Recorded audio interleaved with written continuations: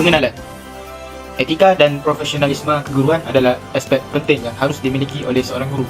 Ia berkaitan dengan norma, nilai-nilai dan perilaku yang harus dipegang teguh oleh seorang guru dalam melaksanakan tugasnya sebagai pendidik. Konsep etika.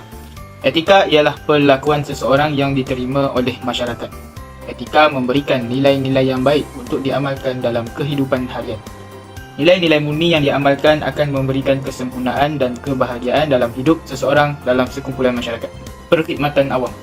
Perkhidmatan awam diwujudkan sebagai panduan kefahaman, penghayatan dan pembudayaan kendiri untuk menguatkan komponen etika dan nilai penjawat awam. Perkhidmatan awam juga bertindak sebagai jentera kerajaan bagi melakukan dasar, menyampaikan perkhidmatan kepada rakyat dan menjaga kepentingan awam dan kedaulatan negara. Hal ini demikian, penjawat awam perlu melaksanakan tugas dengan bertanggungjawab dan amanah. Peranan perkhidmatan awam sebagai institusi utama masyarakat dan negara. Yang kedua, memberikan perkhidmatan kepada raja, kerajaan dan rakyat dengan setianya. Yang ketiga, melakukan hak-hak dan kuasa dengan amanah serta menjadi adil kepada rakyat yang menerima khidmatnya. Yang keempat, memastikan dasar-dasar negara dilaksanakan secara berkesan. Yang kelima, meneraju perkembangan sumber manusia perkhidmatan awam. Tarif integriti penjawat awam. Bersikap jujur dan mempertahankan diri daripada penyelewengan bagi menjaga nama baik kementerian, jabatan dan pentadbiran kerajaan. Melafazkan ikrar integriti perkhidmatan awam dan bertindak terhadap mereka yang melanggar undang-undang dalam memenuhi amanah yang diberi kuasa kepada penjawat awam. Memberikan keutamaan kepada kepentingan awam apabila berlaku sesuatu masalah. Objektif etika perkhidmatan awam. Yang pertama, meningkatkan integriti penjawat awam. Yang kedua, pembudayaan etika. Yang ketiga, memenuhi kehendak rakyat. Yang keempat, perkhidmatan awam yang efektif. Etika perkhidmatan awam mengandungi 3 prinsip dan 16 komponen. Yang pertama, kenegaraan, iaitu dengan menghayati prinsip-prinsip rukun negara, taat setia kepada Yang di-Pertuan Agong, negara dan kerajaan. Yang kedua, etika kerja, seperti dengan mengamalkan budaya kerja yang mulia dan sempurna serta mengamalkan ciri-ciri yang profesional. Yang ketiga, nilai-nilai murni, seperti sentiasa menjaga masa, berdikari, bercakap benar dan berketerampilan. Etika kerja ialah prinsip moral yang ditetapkan oleh organisasi untuk mengawal tingkah laku pekerja. Ia juga dapat dibentuk berdasarkan nilai-nilai murni yang disesuaikan dengan undang-undang negara, sistem nilai masyarakat dan peraturan tertentu yang ditetapkan oleh organisasi. Nilai dan etika dalam perkhidmatan awam terdiri daripada yang pertama, keagamaan, yang kedua, peribadi asas, yang ketiga, mengutamakan pelanggan, yang keempat, berkepimpinan, yang kelima, profesional, yang terakhir adalah produktiviti dan kualiti. Etika kerja KPM mempunyai 3 objektif. Yang pertama, menanamkan sikap positif dan menghapuskan sikap negatif dalam melaksanakan tugas yang diamalkan. Yang kedua, meningkatkan disiplin diri bagi menghasilkan perkhidmatan yang cemerlang kepada pelanggan dan organisasi. Yang ketiga, memberikan sumbangan positif yang berterusan kepada negara. Etika kerja Kementerian Pendidikan Malaysia mempunyai 5 prinsip dan 7 nilai. Antara prinsip etika kerja KPM yang pertama adalah niat yang betul. Guru mestilah melaksanakan tugas dengan niat yang betul untuk kebaikan dan memenuhi kehendak KPM. Yang kedua, perlakuan yang baik. Guru juga perlu melakukan tugas dengan sempurna dan menunjukkan penampilan diri, pertuturan dan perbuatan yang terbaik sepanjang masa. Prinsip yang seterusnya adalah penggerak ke arah kebaikan. Guru perlu menampilkan diri sebagai seorang yang dinamik, maju, berdaya saing, cemerlang dalam hasil kerja dan kualiti kerja. Seterusnya, menepati apa yang dijanji. Guru hendaklah sentiasa berusaha melaksanakan apa yang dikatakan dan apa yang dibuat mesti sesuai dengan apa yang diucapkan. Prinsip yang terakhir adalah berdisiplin dan beradab. Guru perlu sentiasa menjaga adab sopan, mematuhi peraturan berpandukan prosedur dan kaedah yang betul. Antara 7 nilai dan etika dalam KPM adalah amanah, iaitu melaksanakan tugas tanpa menyalahguna kuasa. Yang kedua, benar, sentiasa bercakap benar dan tidak berbohong. Yang ketiga, bijaksana, menggunakan pemikiran yang rasional dalam membuat keputusan. Yang keempat, bersyukur dengan menghargai pemberian yang diterima. Yang kelima, dedikasi, iaitu rela berkorban masa untuk menghasilkan kerja yang berkualiti. Dan yang keenam adalah ikhlas dengan melakukan kerja tanpa mengharapkan ganjaran. Terdapat 2 komponen kompetensi. Yang pertama, dimensi kompetensi. Kompetensi yang perlu ada supaya berkualiti sepanjang perkhidmatan untuk membangunkan dan mengembangkan potensi murid.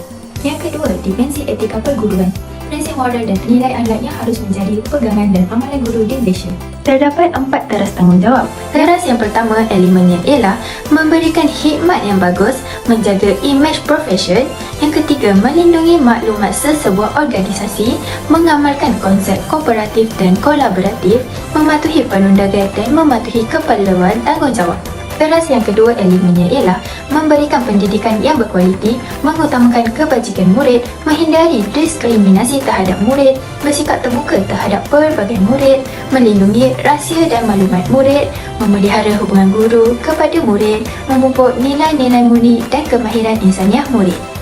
Teras yang ketiga elemennya menghormati peranan ibu bapa dan penjaga, memelihara peranan ibu bapa dan penjaga, dan akhir sekali melindungi perkongsian maklumat bersama-sama ibu bapa dan penjaga. Seterusnya kita akan pergi kepada teras keempat, iaitu tanggungjawab terhadap masyarakat dan negara. Elemen yang pertama adalah memupuk keyakinan masyarakat terhadap profesion keguruan. Elemen yang kedua adalah melahirkan warga negara yang bertanggungjawab. Elemen yang ketiga adalah meraihkan kepelbagaian dalam masyarakat. Elemen yang keempat, memelihara hak asasi manusia dan kelestarian alam sekitar. Elemen yang kelima, melibatkan diri dalam kerjasama pintar. Isu-isu etika profesion keguruan seperti contoh guru poting kelas, menyeleweng wang, gangguan seksual kepada murid, memukul murid sehingga cedera, terlibat dengan dadah, bergaduh dengan murid. Yang seterusnya, tingkah laku guru.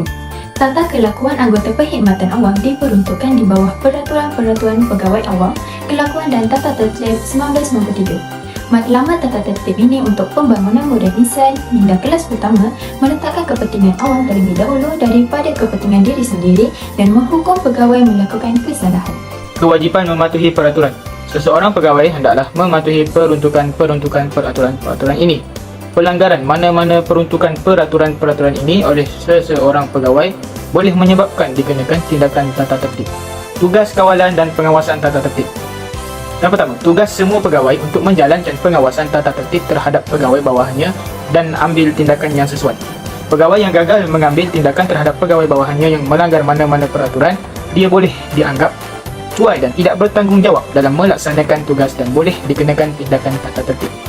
Peraturan tata kelakuan dan tata tertib 1/3. 4/1. Seseorang pegawai hendaklah pada setiap masa memberikan taat setianya kepada Yang di-Pertuan Agong, negara dan kerajaan. Sebagai contohnya, seorang pegawai perlulah sentiasa menjaga, memelihara, mempertahankan kedaulatan dan maruah negara, hormat dan patuh kepada undang-undang serta berusaha untuk berbakti kepada negara. Yang kedua adalah mengamalkan sikap berpuas cali dalam menjalankan tugas. Yang ketiga adalah memberi taat setia kepada kerajaan yang memerintah. Antara contoh pelanggaran yang tidak boleh dilakukan oleh seseorang pegawai adalah bersebahat dengan musuh negara. Yang kedua adalah memburuk-burukkan serta memperkecilkan dasar serta tindakan kerajaan. Yang ketiga adalah menganggotai pertubuhan yang mengancam keselamatan negara. Yang keempat adalah membocorkan rahsia kerajaan. Peraturan tata kelakuan dan tata tertib 2/3. Yang pertama, membelangkangkan tugas awamnya demi kepentingan peribadinya. Yang kedua, berkelakuan dengan sedemikian cara yang mungkin menyebabkan kepentingan peribadinya bercanggah dengan tugas awamnya. Yang ketiga, berkelakuan dengan cara yang mungkin menyebabkan syak yang munasabah. Dan yang keempat, berkelakuan dengan cara yang boleh memburukkan nama baik perkhidmatan awam. Peraturan tata kelakuan dan tata tertib 3/3. Yang pertama, kurang cekap. Yang kedua, tidak jujur dan amanah. Yang ketiga, tidak bertanggungjawab. Yang keempat, membantu atau mencuba membawa mana-mana pengaruh atau tekanan luar untuk menyokong apa-apa tuntutan terhadap perkhidmatan awam. Yang kelima, ingkar arahan. Dan yang terakhir sekali, yang keenam adalah cuai dalam melaksanakan tugasnya. Seterusnya kita pergi kepada larangan yang ditegak oleh guru. Yang pertama adalah gangguan seksual. Yang kedua adalah penyalahgunaan dadah. Yang ketiga adalah skim cepat kaya. Seterusnya hutang kewangan yang serius. Yang kelima kegiatan politik dan yang terakhir adalah cabutan bertuah dan loteri. Larangan yang boleh dibuat dengan kebenaran.